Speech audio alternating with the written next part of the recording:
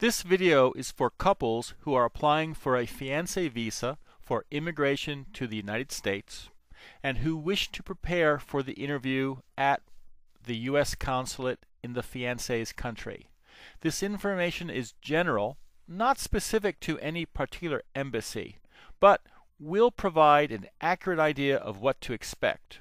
Should you be interviewing in Manila, I have recorded another video that describes the Manila interview process in exact detail. My name is Fred Wahl, and I'm the matchmaker from Heart of Asia Online. Over the past 35 years, I have helped thousands of couples find each other. I am not an attorney. I cannot give legal advice. I do hope, however, that you will find this video entertaining and informative. First, let's talk about the chain of events so far. About 4 to 6 months ago, you submitted your I-129F petition to USCIS Homeland Security. Eventually, USCIS approved the petition and sent you a notice telling you the good news. Also, at the same time, they passed your petition on to the U.S. Department of State to their offices in Vermont called the NVC, or National Visa Center. NVC, about a week or two later, sent you a letter and telling you that they had received your file and are forwarding it to the U.S. Embassy that is situated closest to your fiancé. The letter tells you that you should stand by and wait for the embassy to contact her directly with further instructions. The consulate will attempt to contact your fiancé directly and provide her with instructions and government forms. They usually send these via postal mail, though sometimes now embassies are using email and then refer the fiancé to go to the embassy's website to download the documents from the internet. Sometimes they try to reach her by telephone. In some countries, the postal mail is terrible. Items regularly get lost or stolen. In some of these countries, the only dependable solution is for your fiancé to physically go to the embassy and pick up the package of instructions in person. If your fiancé has not received any mail from the consulate after a few weeks, you should contact the consulate directly to chase the status. The packet or packets, there may be more than one, that she receives, picks up, or downloads should contain general instructions and checklists from the embassy, blank government forms, details on where and how she should pay the visa application fee, details on where to get the medical at the clinic that has been selected and approved by the consulate, and finally details on how to contact the embassy to schedule her interview. The required forms that she should fill in and then bring with her to the appointment at the embassy, or sometimes mail to the embassy if that is what they request, are the DS-157, 156, and 156K. There is some variety among the different embassies, and some embassies also require the DS-230. The instruction packet will tell her exactly what to do and will have copies of the blank forms within it. Each embassy requires that your fiancé bring with her her passport and birth certificate. Also, she must contact her local police authority and obtain a police clearance certificate.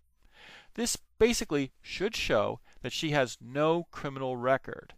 And if after she was 16 years old she ever lived in any other countries, she will also have to obtain a police certificate from each country that she resided in. To be eligible for a fiancé visa, both the fiancé and the American fiancé must both be free to marry. if the fiancé has been previously married, she must bring with her an original or certified copy of evidence to prove that her previous marriage was terminated, such as a divorce or annulment decree or death certificate. In some countries, it is the practice of the local government to issue a certificate of no marriage. This document shows that the fiancé has always been single. If her country issues such a document, the consulate will want to see it. And finally, in some cases, the American fiancé is also asked to provide original proof that he is free to marry. The American sponsor must prove that his annual income meets the minimum income requirements to be eligible for a fiancé visa. To do so, he must give his fiancée a signed affidavit attesting to his income, along with different proofs of the income, such as his recent tax returns, a letter from his employer confirming what his job is and what the salary is, and 3 to 6 recent pay stubs. She will bring all these along with her to the consulate. There are still more items for her to bring to the interview. She received an appointment letter, and that confirms the date and time of her interview. She needs this to get into the embassy on her interview day, plus a few visa photos and the receipt showing that she paid the visa fee. It is also a good idea to prepare a letter signed by the fiancé as well as one signed by the American sponsor confirming that the couple is still engaged and still plan to marry once she arrives into the USA. Finally, she should bring with her the various proofs she has gathered that show that the couple is a bona fide, genuine couple. There are various proofs of a bona fide relationship. The fiancé should bring in whatever she has, such as photographs, samples of correspondences, travel itineraries showing that her American sponsor came to visit her or the two of them traveled together, telephone bills, histories of emails or chat sessions. If there was an engagement, proof of the engagement, such as the receipt from buying an engagement ring, photos of the party, or invitations that may have been sent to relatives and friends. If the proof is a bit thin, then perhaps affidavits from people that the couple know, ideally those in a position of trust, such as ministers, politicians, employers that know both of the couple and can attest that they are a sincere couple but really don't have any reason for misrepresentation. Finally, if the American sponsor has been sending monies to his fiancée on a regular basis, proof of those transfers is a good item to bring to the interview. Once the fiancé has everything ready, or can reasonably estimate when the final document will arrive, she should contact the embassy in the way that the embassy requested, and that could be by mail or fax or telephone or in person, to tell them she is ready to have her interview, and then they will schedule an interview and send her a document, a letter confirming exactly when and where. For some embassies, they have a system where the American sponsor can pay $18 using his credit card, and that gives him the privilege of telephoning the embassy directly on somewhat of their American fiancé hotline, and he can talk to the embassy 3 times if he wants to answer and ask all of his questions, but most importantly, he can sit down and talk with the scheduling clerk to put his fiancée onto the embassy's appointment calendar. This may be the best $18 any American fiancé has spent.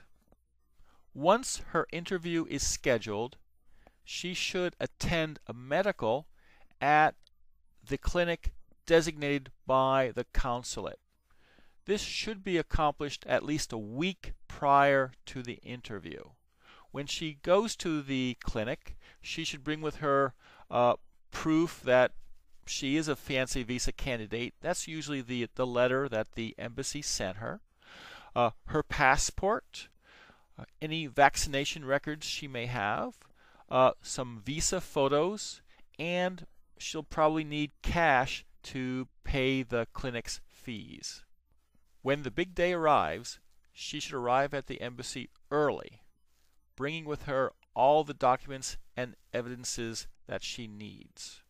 There will be security checkpoints, long lines, and she should mentally prepare herself to stay calm and poised even during a potentially long and frustrating day. Some consulates recommend that the American sponsor attend the interview. If that is the case, you should do so. But today, many of the consulates, most even, perhaps due to security concerns, will not even allow the American in the door. He will have to wait outside the embassy for his fiancée to return with the final results. Eventually, your fiancée's number will be called, and she will be asked to speak directly with a consular officer. Perhaps they will be together in a cubby, or perhaps facing each other through thick glass panels. The consular officer will ask about the timeline of your relationship and ask detailed questions about the courtship, proposal, and about each other. It is very important that you and your fiancé discuss and practice the questions and answers in advance so that your fiancé will be relaxed and knowledgeable. And in case you are both separately asked the same questions, your answers will be identical.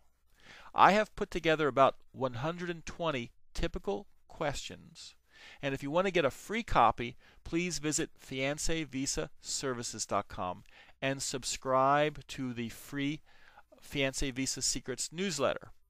The questions will be automatically sent to you.